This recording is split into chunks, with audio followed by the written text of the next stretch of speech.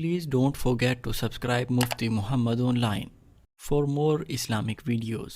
السلام علیکم ورحمۃ اللہ۔ محمد سلمان اسلام آباد سے یہ بھائی لکھتے ہیں کہ ایک پوسٹ سوشل میڈیا پر وائرل ہے جس میں لکھا ہے کہ محرم کا مہینہ شروع ہو چکا ہے، اس میں قربانی کا گوشت ختم کر لیجئے، ورنہ اگر محرم میں کسی گھر میں قربانی کا گوشت رکھا ہوا ہو تو اس گھر میں غم آتے ہیں، پریشانیاں آتی ہیں، دکھ اور مصیبتیں گھر کر جاتی ہیں۔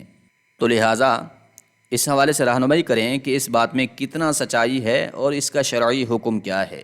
تو دیکھیے، اس حوالے سے یاد رکھ لیجئے کہ ابتدائی اسلام میں، یعنی کہ جب نیا اسلام پھیل رہا تھا، نبی کریم صلی اللہ علیہ وآلہ وسلم نے یہ ارشاد فرمایا تھا کہ قربانی کا گوشت جو ہے اسے 3 دنوں میں ختم کر لیجئے، خود کھائیے، غریبوں کو دیجئے اور رشتہ داروں میں بانٹ دیجئے۔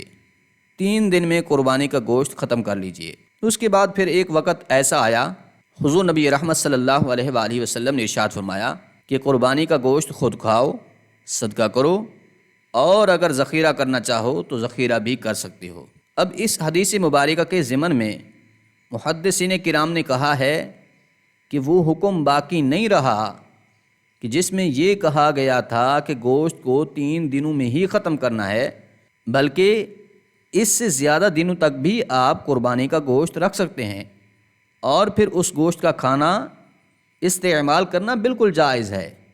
یعنی کہ یہ بات بالکل غلط ہے کہ اگر محرم کے مہینے میں قربانی کا گوشت گھر میں رکھا ہوا ہو تو اس سے گھر میں پریشانیاں یا پھر بیماریاں ٹوٹ پڑتی ہیں، یا پھر محرم کے مہینے میں قربانی کا گوشت کھانا جائز نہیں ہے۔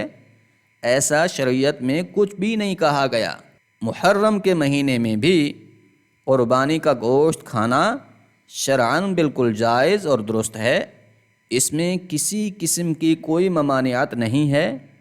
ایسی پوسٹوں کی شرعی حوالے سے کوئی اساس نہیں ہوتی، یہ بالکل بے بنیاد اور من گھڑت باتیں ہوتی ہیں۔